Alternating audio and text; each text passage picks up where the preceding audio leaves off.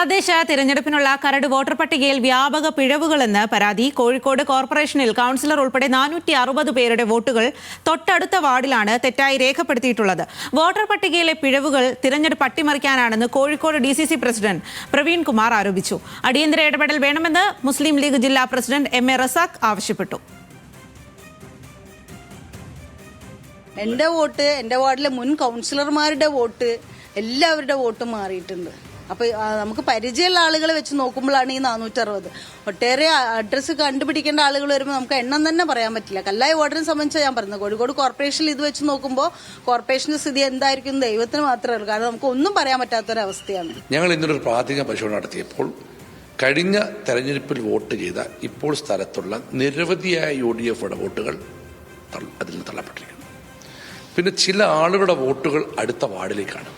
ഇപ്പം ഞാൻ എൻ്റെതല്ല, ഉദാഹരണം പറഞ്ഞാൽ എൻ്റെ വോട്ട് എൻ്റെ അടുത്ത വാർഡിൽ അട്ടിമറിയിലൂടെ വിജയിക്കാമോ എന്നുള്ള ഏറ്റവും മോശകരമായ ഒരു പ്രവൃത്തിയാണ് ഇലക്ഷൻ കമ്മീഷൻ്റെയും അതുപോലെ തന്നെ ഭാഗത്തു നിന്നും CPM വേണ്ടി ഉണ്ടാകുന്നത്.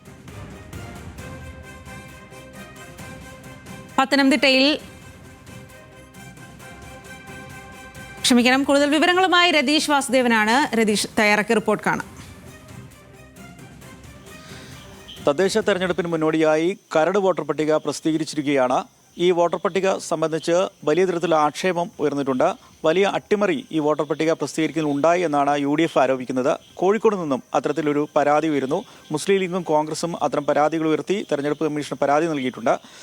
460ഓളം പേരുടെ പേരുകളാണ് ഈ കരട് വോട്ടർ പട്ടിക പ്രസിദ്ധീകരിച്ചപ്പോൾ മാറി പ്രസിദ്ധീകരിച്ചത് എന്നാണ് ആക്ഷേപമുള്ളത്. അതുമാത്രവുമല്ല, ഏറ്റവും രസകരമായ സംഭവം, കല്ലായി വാർഡിലെ കൗൺസിലർ സുധാമണിയുടെ പേര് ആഴ്ചവട്ടത്തെ വാർഡിലുള്ള ലിസ്റ്റിലാണ്, ഗുണഭോക്തൃ ലിസ്റ്റ് ഈ കരട് വോട്ടർ പട്ടിക പ്രസിദ്ധീകരിച്ചപ്പോൾ വന്നത് എന്നതാണ് ആക്ഷേപം ഉയർന്നിട്ടുള്ളത്. എന്തായാലും വലിയ തരത്തിലുള്ള പ്രതിഷേധം കോൺഗ്രസും ലീഗും ഉയർത്തുന്നുണ്ട്. ഓഗസ്റ്റ് 7 വരെയാണ് ഇത്തരത്തിൽ തിരുത്തുകൾ വരുത്താനും പുതിയ വോട്ടർമാരെ ചേർക്കാനുമുള്ള അവസരമുള്ളത്. അത് മതിയായ സമയമല്ലെന്നാണ് ഇപ്പോൾ കോൺഗ്രസും ലീഗും ആരോപിക്കുന്നത്. അതുമാത്രവുമല്ല, കൂടുതൽ സമയം ആവശ്യപ്പെടാൻ പറ്റാത്ത സാഹചര്യമുണ്ട്. അതുകൊണ്ട് തന്നെ അടിയന്തരമായി ഈ പ്രശ്നം പരിഹരിക്കാൻ തെരഞ്ഞെടുപ്പ് കമ്മീഷൻ ജാഗ്രതയോടെ ഇടപെടണമെന്നാണ് അവരുടെ ആവശ്യം. ഇത് സംബന്ധിച്ച് പരാതിയും അവർ നൽകിയിട്ടുണ്ട്. എന്തായാലും UDFും വലിയ തരത്തിൽ ഈ കരട് വോട്ടർ പട്ടികയുമായി ബന്ധപ്പെട്ടുള്ള വ്യാപകമായ ക്രമക്കേടുണ്ടെന്ന ആരോപണവുമായി ഈ ഘട്ടത്തിൽ രംഗത്ത് വന്നിട്ടുള്ളത് എന്നതാണ് ഏറ്റവും ശ്രദ്ധേയമായ കാര്യം. തെരഞ്ഞെടുപ്പ് കമ്മീഷനും ഇത് വലിയ ജാഗ്രതയോടുകൂടി തന്നെയാണ് നോക്കുന്നത്.